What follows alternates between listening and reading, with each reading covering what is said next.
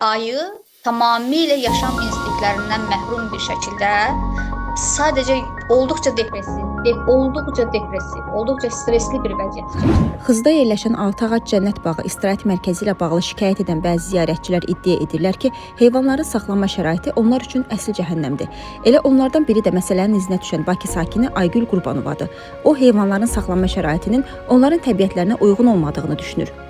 Qışda tamamilə soyuq, yayda tamamilə isti olacaq bir beton müstəvinin üzərində olduqca dar beynəlxalq heyvan rifahı standartlarına, beynəlxalq zoopark standartlarına tamamilə yad, tamamilə əks olacaq dar qəfəslərdə birin-birə təsəvvür edin ki, bir ayı birin 1.2-yə, 1.5-ə nisbətdə dar bir qəfəsin içərisinə yerləşdirilir. Aygül Qurbanovanın mövzu ilə bağlı paylaşımına da çoxlu dəstəkləyənlər gəlib və onlar bu heyvanların müdafiəsi üçün imza kampaniyası da başladıblar.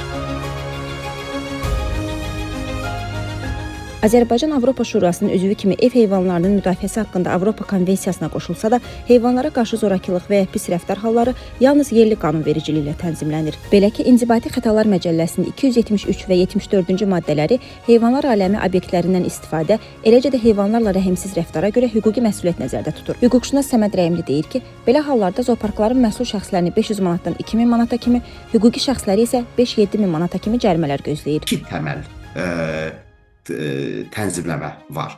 Birinci, istifadə qaydalarından söhbət gedir və istifadə qaydalarına bağlı əsas məsələ odur ki, heyvanlar aləm obyektlərinin istifadə qaydaları həmin heyvanların təbii şəraitinə və onların əhilləşdirilməsi qaydalarına uyğun olaraq formalaşmış beynəlxalq təcrübəyə uyğun heyvanlarla bağlı rəftar edilməlidir. Yəni, misal üçün, həmin heyvanların artırılması, həmin heyvanlardan zooloji parklarda istifadə olunması və digər məsələlər həmin heyvanların təbii mühitinə uyğun olmalıdır və eləcə də onların əhilləşdirilib və yaxud da ki, hər hansı formada bu cür parklarda və yaxud da digər ərazilərdə istifadəsinə bağlı formalaşmış beynəlxalq təcrübəyə uyğun həyata keçirilməlidir. Öz narahatlığını Ekologiya və Təbii Sərvətlər Nazirliyinə ünvanladığı sorğu vasitəsilə bölüşən Aygül Qurbanova isə nəinki sorğusuna gələn cavabı adekvat hesab etmir.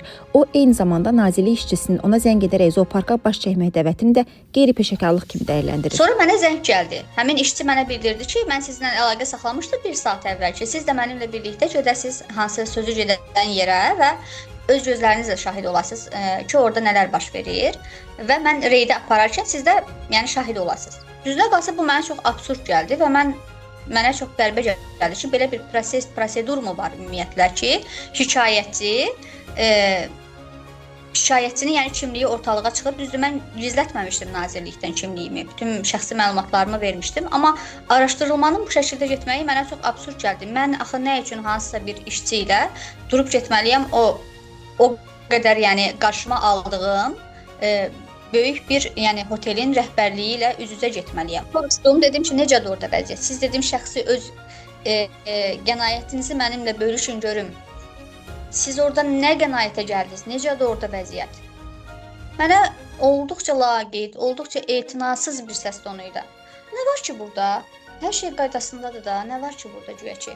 Nə olmalıydı ki güya? Hüquqşünas Səməd Rəhimli nazirlik işçisinin şikayətçini çağırmaq addımını vəziyyətin düzəldiyini göstərmək və dolayısıyla şikayətini geri götürməyə sövq və ya problemin olmadığını deməyə təşviq kimi qiymətləndirir. O deyir ki, bu zəngin xarakteri bizi məlumatlandırdığınız üçün təşəkkür edirik. Məsələ ilə bağlı müvafiq tədbirlər görülür tərzində ola bilər yalnız.